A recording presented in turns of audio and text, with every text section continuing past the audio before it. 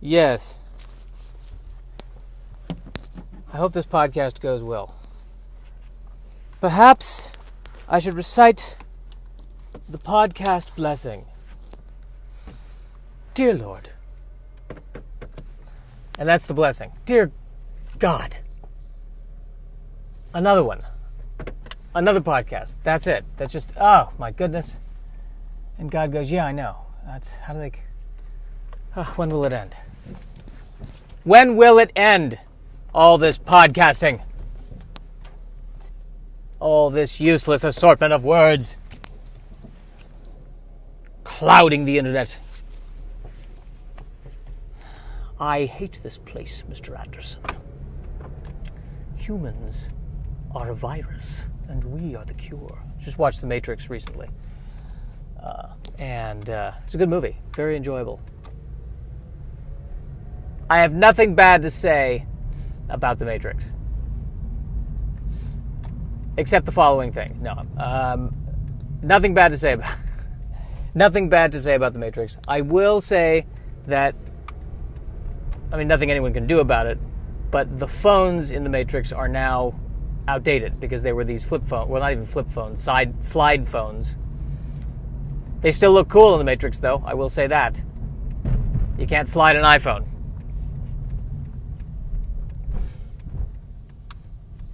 In fact, if they remake The Matrix, or if they reboot it, or if they do more, I don't know if it'll be as cool with the iPhone as it was with the flip phone. Because there's a moment where Morpheus just, pulls out the flip phone and there's that sound. He's like, operator. It's not going to be the same when Morpheus takes out the iPhone and goes, Siri, call operator. Siri, call operator. You'd like me to order a pizza? No! Siri, call operator. Which begs the question, if Siri in The Matrix is a simulation, then that means Siri is an artificial intelligence created by artificial intelligences. Does Siri know that it's created by essentially a larger version of Siri? Which begs the question of whether or not we know that we are created by a larger, more complex version of ourselves. Is that entirely possible? Perhaps all of this is one big podcast. Dare I say it? Dare I say it? Did he dare? He dared. Dare keep kids off drugs. Dare keep kids off drugs. Dare, D-A-R-E, drug awareness resistance education. Dare to keep kids off drugs.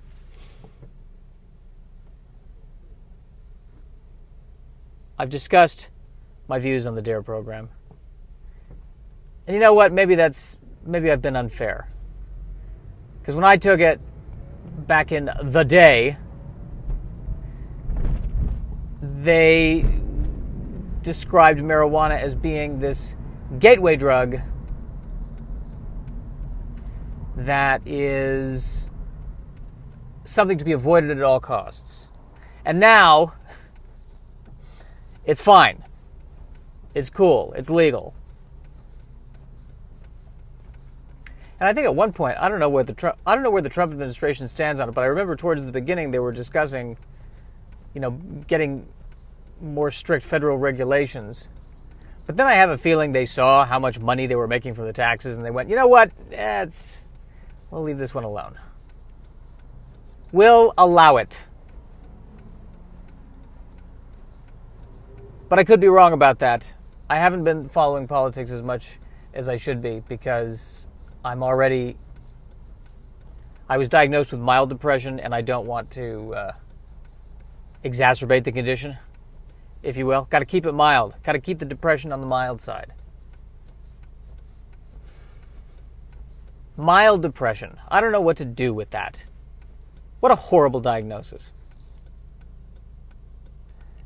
Don't get me wrong. It's better to be mildly depressed than clinically majorly depressed.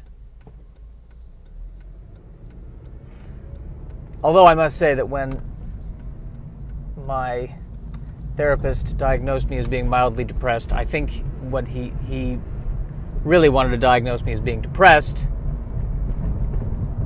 but said mildly depressed so that from a insurance point of view, it wouldn't come off like I was as sick as I was.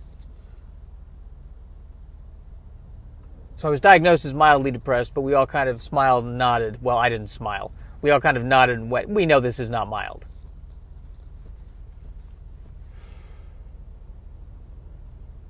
But it's interesting how, here's what's interesting.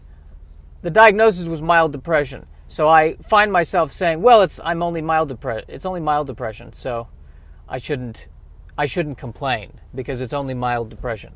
But that's not what it really was. But because of the label of that, that's what I started to tell myself. This is dangerous. This is the danger of labels. That's why it's dangerous to label children. Best if used by... No. That's cheap. That was a cheap one. That was a cheap joke. That was a cheap shot. I've never been to Sacramento. I'm driving under a sign that leads north to Sacramento. I've never been. I don't really have a desire to go. I've never heard nothing bad about Sacramento, but at the same time, there's something... And I say this, by the way, having never been to Sacramento. So I warn you, this opinion has no basis in reality. But the name, Sacramento, it doesn't sound sexy. Los Angeles, City of Angels. Ooh, interesting. Just you envision, a dubious city and strange goings on at night. But Sacramento, it sounds very... What does it sound like? Sacramento is... It sounds like it lives in the same universe as saltine crackers.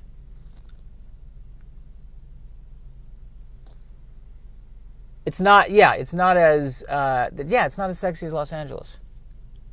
I'm talking names, I'm not talking reality. Because really the reality is you can make any place sexy if you put your mind to it. The more you know. But like in Los Angeles, a mysterious dame walks in and hires you to solve a murder mystery. In Sacramento, a very non-mysterious lady of about, 38 comes into your office and asks if you can repair her deck.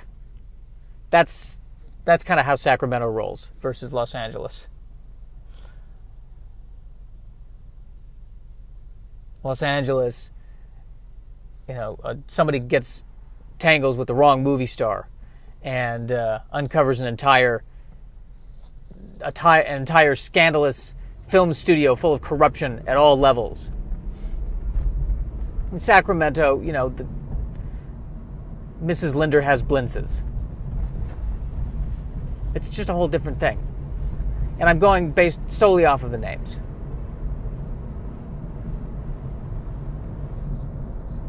It was a dark night in Sacramento. I'd been a private detective there for 5 years. And then I went broke, so I became a contractor. I was sitting in my contractor's office, which I built myself. I gave myself a pretty good rate on it, but then I went over budget, and now I owe myself far more than I can pay myself. A mysterious woman walks in. She immediately destroys the mystery by saying that her name is Linda Johnson, and she lives at 203 West Elderberry Place. And she would like to know if I can repair her deck. Well, that depends, I say, lighting a cigarette. And then she says, I thought there was no smoking in this building. And I said, you know what, you're right. There isn't. I'm trying to make my life more interesting than it is. And she says, I feel you. I'm right there with you. I'm taking a cooking class. And I say, that sounds nice, but I've never been into cooking. And she says, I wasn't at first either, but I find that it's relaxing. And then I say, I want you to lay off trying to get me to take a cooking class. I'm my own man. Do you see that desk? I built that desk myself. And she said, it's funny. I could have sworn I'd seen a desk like that at Office Depot. Don't you bring Office Depot into this. Now, you said you want me to build a deck. What are the dimensions? 5 by 5. And then when do you want it done? In a month or so. It'll be $5,000. I'll give you 100. Done! Done! Ugh. I shouldn't have said done. I shouldn't have jumped like that. You would have given me like 150 or like 200, right? No, I wouldn't have. So I was right. Good. Good. My instincts are still good.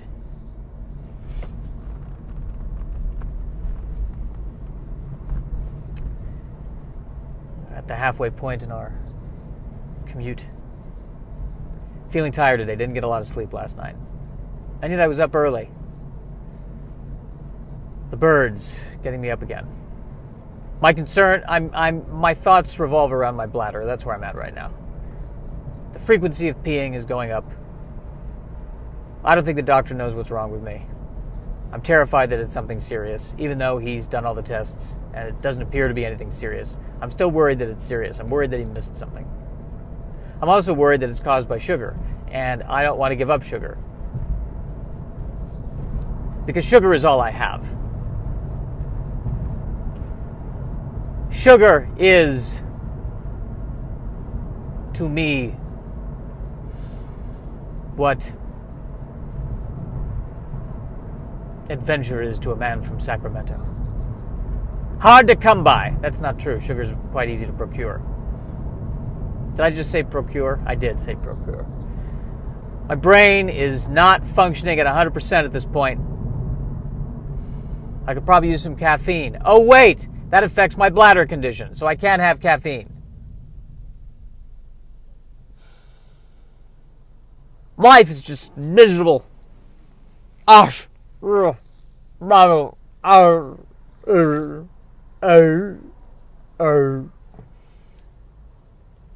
long has the seal been depressed? Well, we want to say that the seal was mildly depressed for insurance purposes. All right, fine. How long has the seal been mildly depressed? Oh, as long as we've known her. We were hoping that you could find a way to her. Well, is there anything? Where did you find the seal? Seal Beach. You trying to be funny? No, I'm not. I swear to you, we found the seal at Seal Beach. It's kind of a joke that we tell in the office. It's the seal from Seal Beach. So we named her Seal Beach. We thought it'd be funny to name her Seal Beach Seal.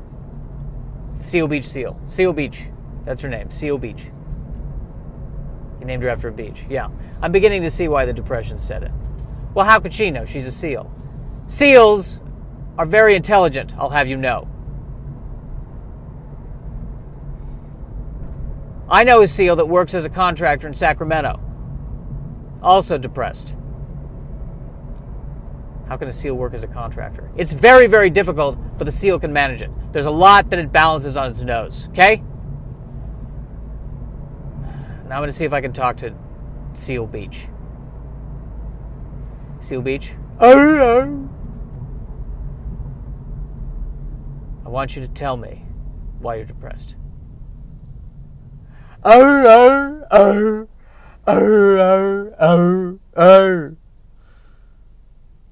I see. I understand. I understand your pain. What did the seal say? First of all, it rejects the name Seal Beach. It prefers to be called Redondo Beach. Secondly, Redondo Beach is depressed because no one is taking her seriously as a novelist. We didn't know that she wrote a novel. Exactly. Would you like to read the novel? Would you like to read it? Yeah, please, of course. A seal that can write a novel. We didn't know when she was doing this. Yeah, well, that's because you're not paying attention. Here's the manuscript right here. It's called The Ballad of Sacramento. And it's about a contractor who works in Sacramento all his life, longing for adventure. And finally, when he thinks he gets it, when a strange woman who turns out not to be that strange walks into his office and asks to build a deck, and he goes and he builds the deck. Finally, he's hoping that this will be the time where something amazing happens. And something amazing does happen. Do you want to know what that something amazing is? Yes. Why would I not want to know what it is when you're building it up that much? He discovered that in Sacramento, adventure comes from within. I don't know if that's a very good novel. Well, don't say that in front of the seal, please. I don't know. Maybe I need to find another doctor. Perhaps that's what I need to do. I do need to find a general practitioner. I have yet to find a general practitioner in Los Angeles that I like. It's like Murphy Brown and the Secretaries. Every single time there's just something about the general practitioner that's just a little off. I don't know what it... I want a general practitioner who doesn't refer me to a specialist. That's what I want. I want a general practitioner who's like the old medicine men of the ancient days, who just puts his hand on my shoulder and closes his eyes and says, it's stress. It's stress. And then I die young because he didn't diagnose me properly. So maybe that's not such a good idea now that I'm talking through it. Now that I am talking through it with Joshua Snyder. Maybe that's a better name for the podcast.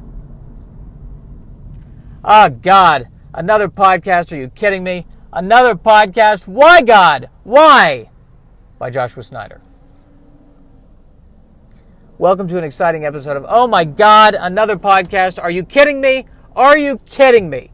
Are you kidding me? Another podcast? No! No! We don't need this. The world doesn't need this. I'm your host of this podcast. My name is Joshua Snyder, and today my guest is Tim Anderson, and he is a contractor from Sacramento. Tim, thanks for being on the show. It's a pleasure to be on the show. It's a pleasure to be on the... Oh, God, why? God, why? Why must we endure another podcast? Why, God, why? Why podcast? That's not exactly the name of my podcast, but I won't hold that against you. So, you're here to talk about what it's really like in Sacramento. Yes. It's not as boring as people say it is. And by people, I mean you on this podcast, that one time. Earlier in this podcast.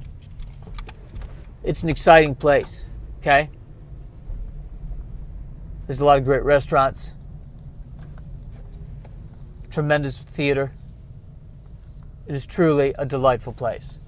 And the fact that you're dissing it because A, you've never been there, and B, you have something wrong with how it sounds when it rolls off the tongue is utterly ridiculous. And I'm here to tell you right now, I will not stand for it, and the good people of Sacramento will not stand for it either.